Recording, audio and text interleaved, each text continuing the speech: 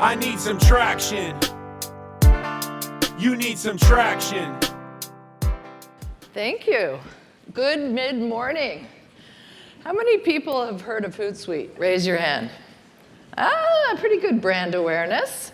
How many people use the Hootsuite platform? Keep your hands up. Still some upside opportunity in this corner. So, as she said, I'm Penny Wilson. I'm the Chief Marketing Officer at Hootsuite. I actually would prefer to call myself the Chief Customer Officer, and I think you'll find out why. I'm super excited to be here at Traction today. It's actually the first time I've had a speaking opportunity in my own hometown. And I'm really honored to be part of such an exceptional lineup of speakers. And I thought I would start by sharing a quick video about some of Hootsuite's customers.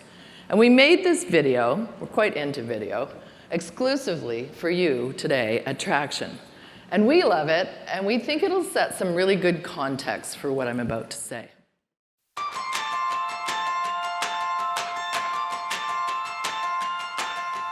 I think that customers have discovered that they have a little bit more power on social media because everyone else is watching. I think it falls on companies to live up to that new expectation. Social media brings down the walls and lets people get out and talk to people. And there's a real dialogue being set up, which in the past wasn't possible. We have to help customers understand what we're doing. They have to partner with us, and that puts a lot of pressure on the communication that we have with customers. Social media gives us an opportunity to have a conversation and share our stories on a daily basis with people around the world. We think about the mindset, and our mindset is that we are all modern marketers, and as such, we know the importance of how we engage with our customers in the right place and the right time. Once we've joined the discussions, we saw very quickly that people really appreciated that a brand talked back, that we listened to our customers, we listened to their problems, and we tried to help them. This was a new customer relationship channel that we opened with social media, something we just didn't have before.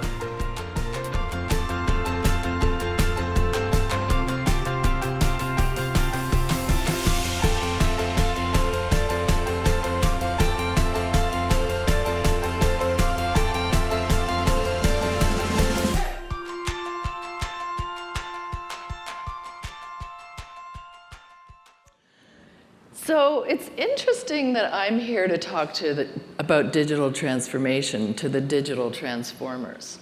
I suspect you know more about digital transformation than I do. So what I'm also here to discuss today is about scale. So when somebody like me gets an opportunity to work for a company like Hootsuite, it's typically because an entrepreneur along his journey has been given some advice from his investors or his advisors. Go out and find some executives who have been there and done that and know how to scale. So I'm going to talk about digital transformation and scale. There are many definitions for digital transformation, from Gartner and Forrester to Microsoft and IBM. But if you look at all of the definitions, right at the core of those definitions, it's all about transforming the customer experience. And at Hootsuite, our definition is the alignment of business to customers at every digital touch point in their journey. So I've been in technology over 3 decades. My husband said, don't say almost 4, so over 3. And in the 80s, I worked for Merrill Lynch, where I was actually a data scientist. And we were transforming the business processes at Merrill Lynch. So from a stock trade where you would fill it out on a 5-part form, roll it up in a pneumatic tube, send it up the wall into a data processing center, to being able to trade millions, if not billions of dollars at the touch of a button. That was digital transformation at scale, and it was a competitive advantage. And then in the 90s, I worked in the 3D computer graphics industry with a company called Alias Research that we sold to Silicon Graphics. And there, we were digitally transforming design, going from the pencil to the computer, It was really the beginning of the opportunity for special effects, computer animation, 3D gaming. So how many of you even own a pencil today? Oh, a couple, thank you. And then in the 2000s, I worked for Macromedia. And our big goal at Macromedia sold to Adobe. And our big goal at Macromedia was really to change the experience of the internet. We wanted to take what was sort of flat brochureware and make it interactive with rich internet applications and video and on online conferencing. So what makes this digital transformation different? It's different because it's the intersection of 3 different technology trends with billions of people all over the world. Mobile, social, and real time. They are accelerating the rate of change faster than we could possibly imagine. We live in a world where our customers are always online in any location on any device. Mobile is really the defining trend of our age. Anyone not have a phone with them in your pocket or in your purse? Or you get that sinking feeling if you forget it? Or you have a complete meltdown if you lose it? Or how many of us reach for our phones before we even get out of bed in the morning? Mary Meeker says that 2.5 billion people in the world have a smartphone. And GSMA says that another billion people will have a smartphone by 2020.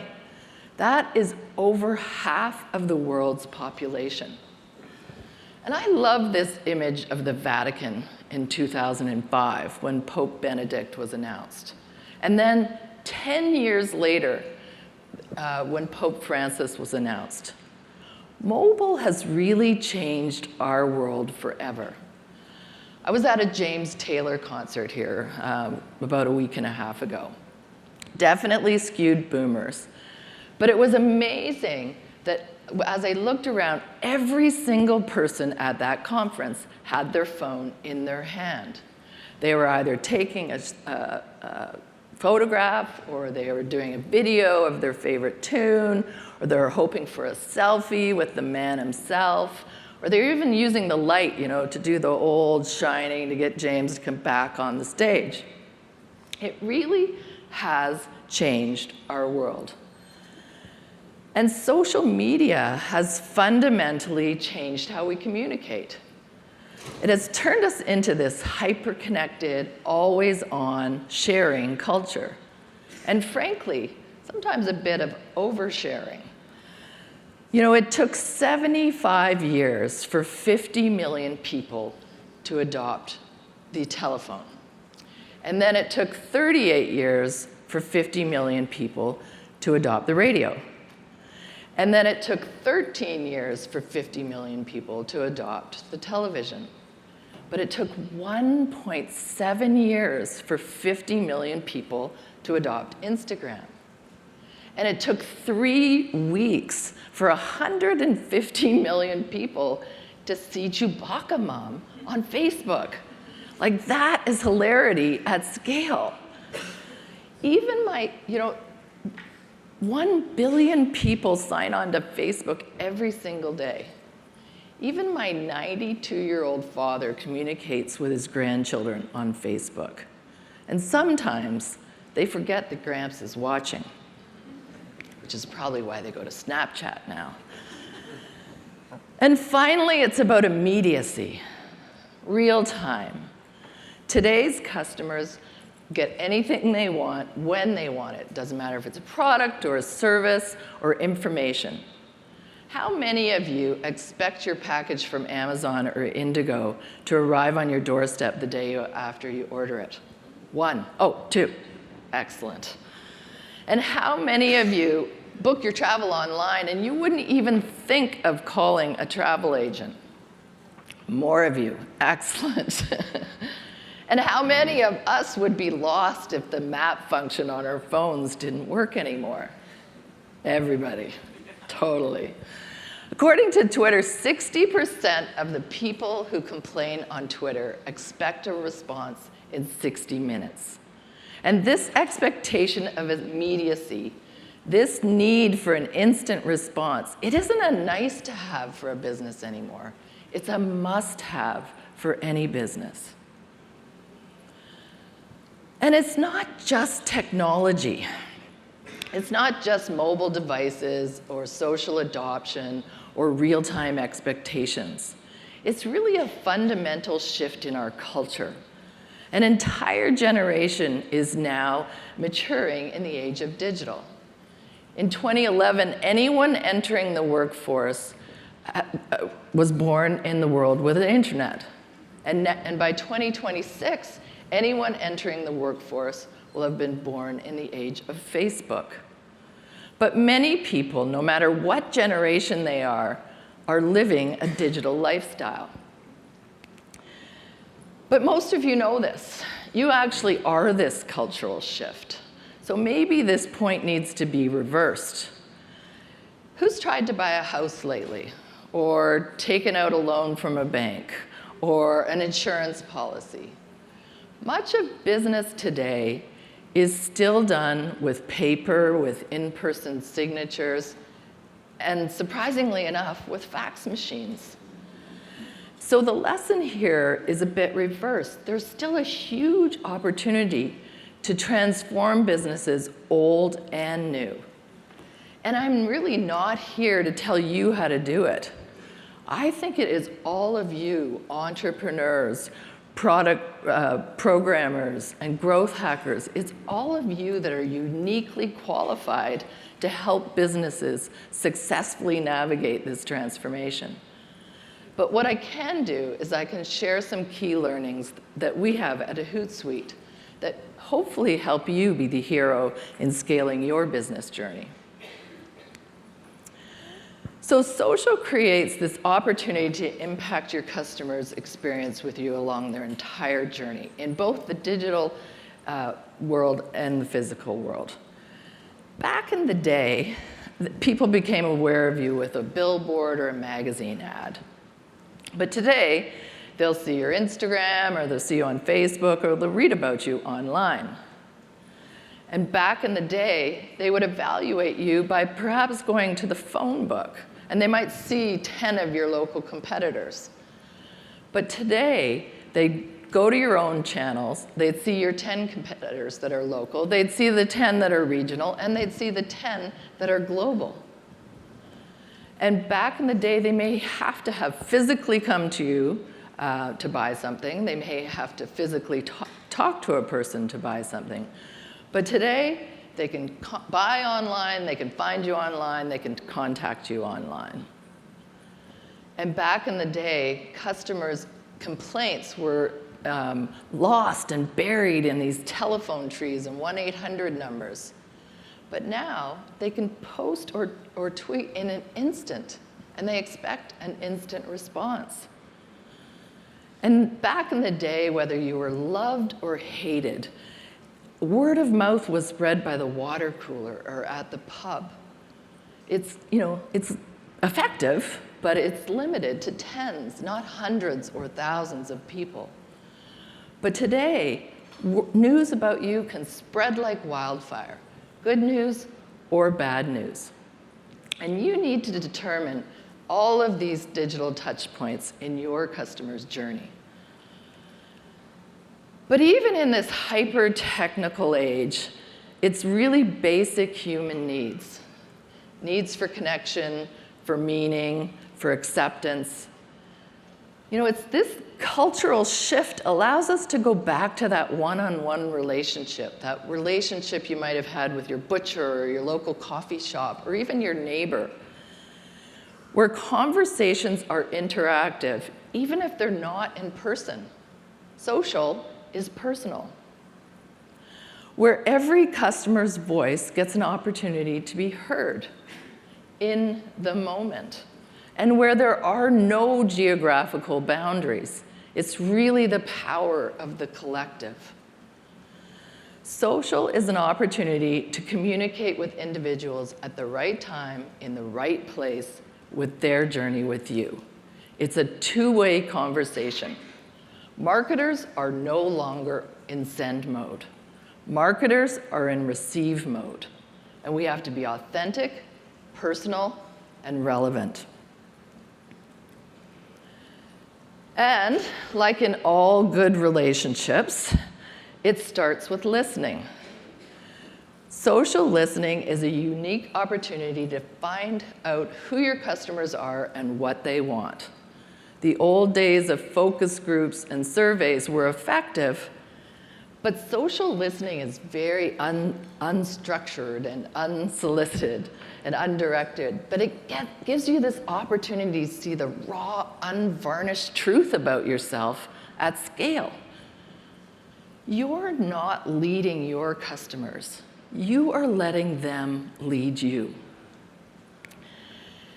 And the more you understand about what they want and when they want it, the more you can tailor and what you share with them and how you engage with them. And the goal is to create what we call meaningful customer moments.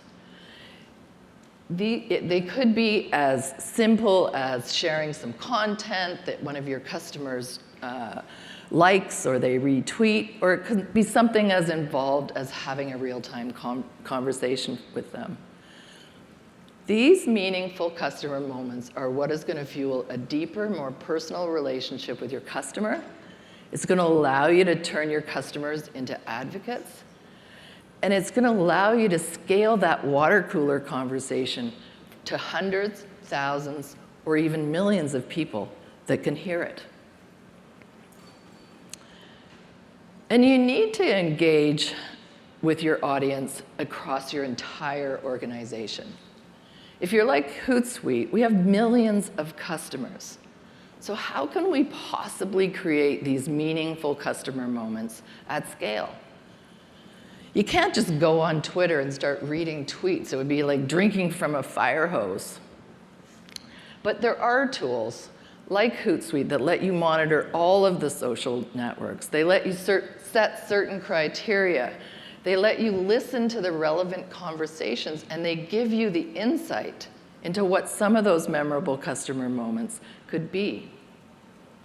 And then you need to arm more than just your one social media manager in the company with the opportunity. Your entire organization, whether it's marketing, sales, product development, customer support, HR, every employee can work in social harmony with your customers. And they get an opportunity to learn firsthand from those customers. But empowering an entire organization to engage with your customers is a bit scary for most companies. But it requires leadership. It requires the leadership to be the change agents, because real digital transformation requires leadership. And you in this room are those leaders. And it starts with all of you.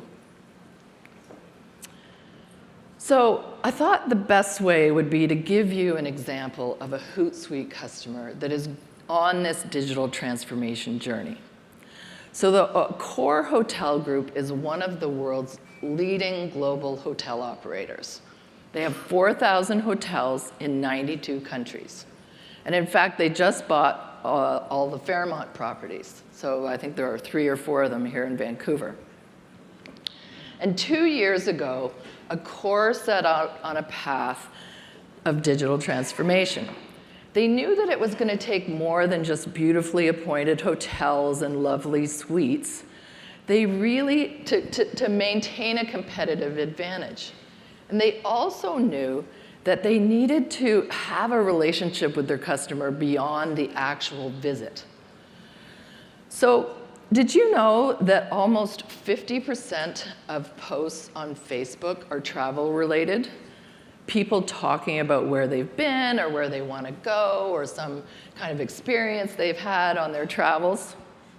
So they saw social as this perfect opportunity to have a conversation with their customers before, during, and after their stay. And I suppose I should call them guests.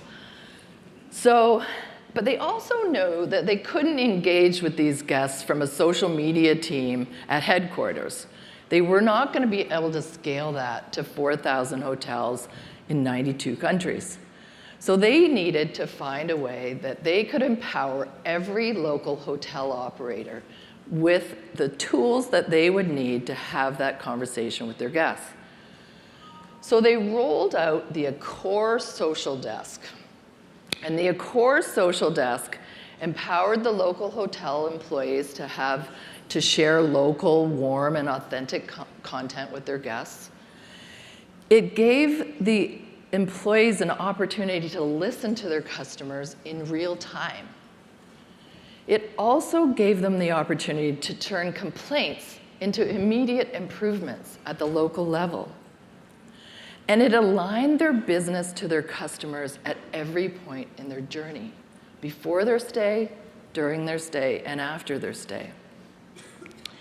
And it grew their audience in 1 year from 5 million to 27 million. That's a 550% increase. The Accor Social Desk is a perfect example of digital transformation at scale. So we're on this journey together. We need to harness this cultural shift and these technology trends and really create customer-centric and scalable businesses. So I'm a bit of a brain science fanatic. And people can typically remember 5 to 7 things. So I like to give people a tool in which they might be able to remember some of the things that I said. So I picked an acronym, appropriately SCALE. Social, it's about social, aligning your business to customers at every touch point in their digital journey. C is for customer-centered. You're not leading your customers, you are letting them lead you. A is for authentic, personal, and relevant. Really communicating at the right time in the right place. L is for listening, allowing you to create those memorable customer moments at scale. And E is for engage across your entire organization. Every employee can work in social harmony with your customers. So, back to you guys. I've described how we see your ability to scale your business and scale your customer journey using the digital transformation technologies that are available to you today. But what about tomorrow? What's next? We'd love for you to let us know what you think. So we'd love to start a conversation. Tweet me, and I'll retweet you, and let's keep this conversation going. Thank you.